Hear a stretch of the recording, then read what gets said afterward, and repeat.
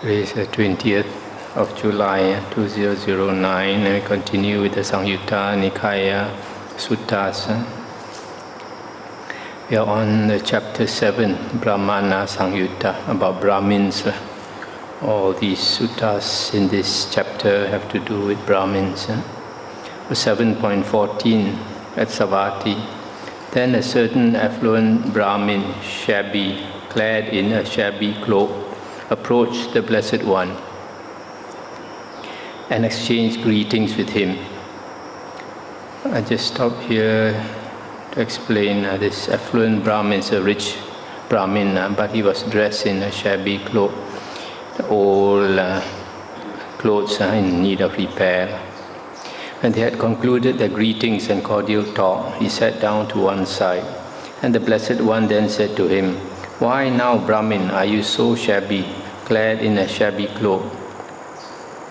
"Here, Master Gotama, my 4 sons, instigated by their wives, have expelled me from the house." And the Buddha said, "Well then, Brahmin, learn these verses and recite them when the multitude has assembled in the meeting hall with your sons sitting together there.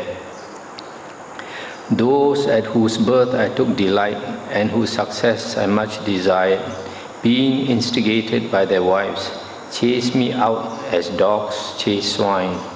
These evil fellows are indeed mean, although they call me Dad, dear Dad.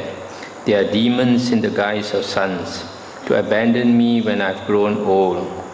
As an old horse of no more use is led away from its fodder, so the old father of those boys begs for alms at others' homes. Better for me is the staff I use than those disobedient sons, for the staff drives off the wild bull and drives away the wild dog. In the dark it goes before me, in the deep it gives me support. By the gracious power of the staff, if I stumble, I still stand firm." Then that affluent Brahmin, having learned these verses in the presence of the Blessed One, recited them when the multitude had assembled in the meeting hall with his sons sitting together there. Then the sons led that affluent Brahmin to the house, bathed him, and each gave him a pair of clothes. Then that affluent Brahmin, having taken one pair of clothes, approached the Blessed One and exchanged greetings with him. Then he sat down to one side and said to the Blessed One, "Master Gotama, we Brahmins seek a teacher's fee for our teacher. Let Master Gotama accept a teacher's fee from me." The Blessed One accepted out of compassion. Then that affluent Brahmin said to the Blessed One, "Magnificent Master Gotama, magnificent Master Gotama."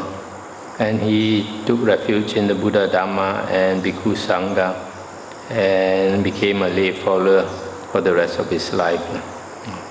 So here you see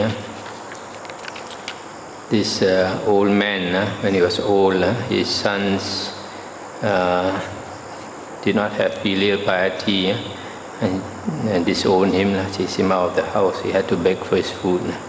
So when the Buddha taught him these verses and he chanted in public before all the Brahmins, the sons were so embarrassed. They took him back and looked after him. So he was very grateful to the Buddha. So he came and presented this pair of clothes to the Buddha as a teacher's fee. These Brahmins, they have this tradition where they have to offer something to the teacher. It's an Indian tradition. Next sutta is 7.15. At Savatthi, now on that occasion, a Brahmin named Manattada, stiff with conceit, was residing at Savatthi. That's the meaning of Manattada, stiff with conceit, proud, arrogant. He did not pay homage to his mother or father, nor to his teacher or eldest brother. I stop here for a moment. You see here, they say that he did not pay homage to his mother and father or to his teacher or eldest brother. That means it was an Indian tradition for a person to bow to the mother and father, to the teacher and the elder brother and all that. And this tradition has come down to Buddhist countries. In Thailand, they also, children bow to their parents and to the teachers. Now on that occasion, the Blessed One was teaching the Dhamma surrounded by a large assembly. Then it occurred to the Brahmin Manattada, this ascetic Gotama is teaching the Dhamma surrounded by a large assembly. Let me approach him. If the ascetic Gotama addresses me, then I will address him in turn. But if he does not address me, neither will I address him. Then the Brahmin Manattada approached the Blessed One and stood silently to one side. But the Blessed One did not address him. Then the Brahmin Manattada, thinking, this ascetic Gotama doesn't know anything, wanted to turn back. But the Blessed One, having known with his own mind the reflection in the Brahmin's mind, addressed the Brahmin Manattada in verse. The fostering of conceit is never good for one keen on his welfare, Brahmin. You should instead foster that purpose because of which you have come here.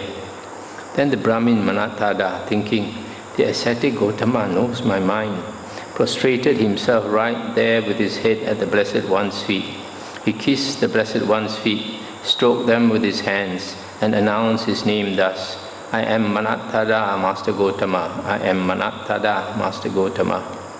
Then that assembly was struck with amazement, and the people said, it is wonderful indeed, sir. It is amazing indeed, sir. This Brahmin Manattada does not pay homage to his mother and father, nor to his teacher or eldest brother. Yet he shows such supreme honor towards the ascetic Gotama. Then the Blessed One said to the Brahmin Manattada, enough, Brahmin, get up and sit in your own seat, as your mind has confidence in me. Then the Brahmin Manattada sat down in his own seat and addressed the Blessed One in verse. Towards whom should one avoid conceit? Towards whom should one show reverence? To whom should one be ever respectful? Whom is it proper to venerate deeply? And the Buddha said, first one's own mother and father, then one's eldest family brother, then one's teacher as the fourth. Towards these one should avoid conceit. Towards these one should be reverential. These should be well respected. These it is good to venerate deeply. Having struck down conceit, humble, one should pay homage to the Arahants, those cool of heart, their tasks done, the taintless ones, unsurpassed.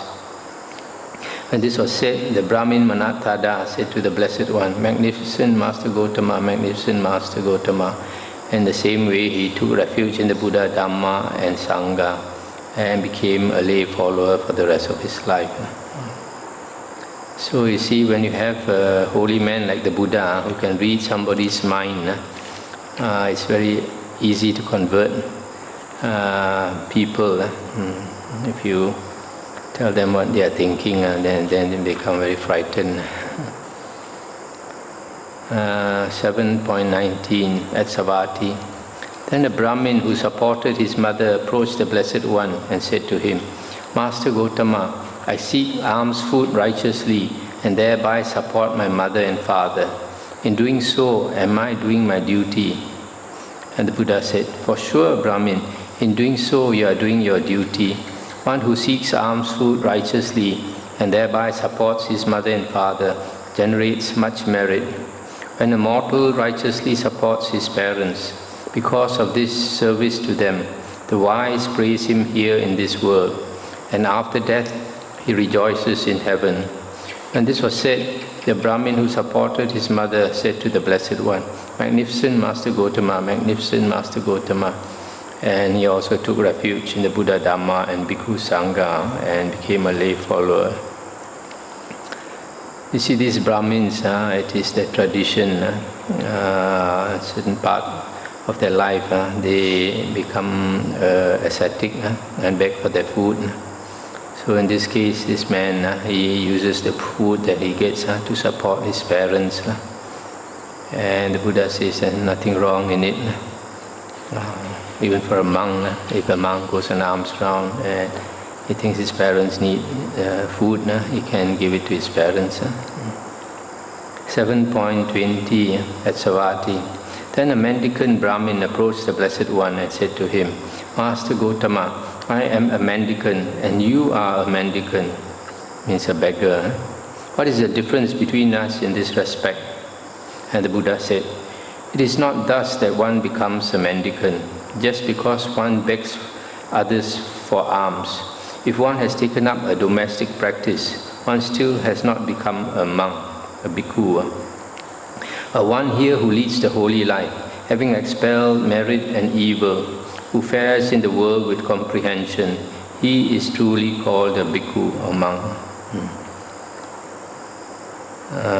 When this was said, the mendicant Brahmin said to the Blessed One, Magnificent Master Gotama, Magnificent Master Gotama. And he also took refuge and became a lay follower for the rest of his life. So here the Buddha says, just because you beg for your food, it doesn't mean you are a beggar monk.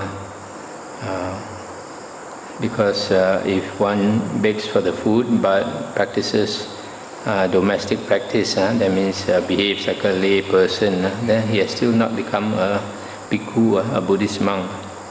But the Buddha said, having expelled merit and evil, who fares in the world with comprehension, he is truly called a bhikkhu. So here you see, a monk, if he leads the holy life, he does not do merit and evil. A lot of people think a monk can do merit or should do merit. But actually, if a monk practices the holy life, of course evil he should not do at all. Even lay people should not do any evil. But merit here is like charity. Nowadays a lot of monks, because they have a lot of excess funds, they use it for charity. But that is all right, but it should not be a priority. The priority of a monk is to practice the holy life and try to get out of samsara. So that's what the Buddha meant. And that's the end of that chapter. Now we come to the next chapter, chapter 8. So far all these chapters in this first book, they don't have so much Dhamma, they are not so serious. Because this book is called the Sagatha Vaga, the first book of the 11 chapters come with verses, a lot of verses. So they don't have much Dhamma compared to the later books. So this chapter number 8 is Vangisa Samyutta, discourses connected with Vangisa, the monk. This monk Vangisa was famous for uttering inspired words. Sometimes he feels so inspired, he will say beautiful verses. The first sutta, 8.1. Thus have I heard. On one occasion, the Venerable Vangisa was dwelling at Alavi in the Agalava shrine together with his preceptor, the Venerable Nigrodha Kappa. Now on that occasion, the Venerable Vangisa, newly ordained, not long gone forth, had been left behind as a caretaker of the dwelling. Then a number of women, beautifully adorned, approached the Agalavaka park in order to see the dwelling. That means to see the Vihara. When the Venerable Vangisa saw those women, dissatisfaction arose in him. Lust infested his mind. Then it occurred to him, it is a loss for me indeed. It is no gain for me. It is a mishap for me indeed. It is not well gained by me that dissatisfaction has arisen in me, that lust has infested my mind. How could anyone else dispel my dissatisfaction and arouse delight? Let me dispel my own dissatisfaction and arouse delight by myself. Then the Venerable Vangisa, having dispelled his own dissatisfaction and aroused delight by himself, on that occasion recited these verses. Alas, though I am one who has renounced, gone from home into homelessness, these thoughts still run over me, impudent thoughts from the Dark One. Even if mighty youths, great archers, trained men,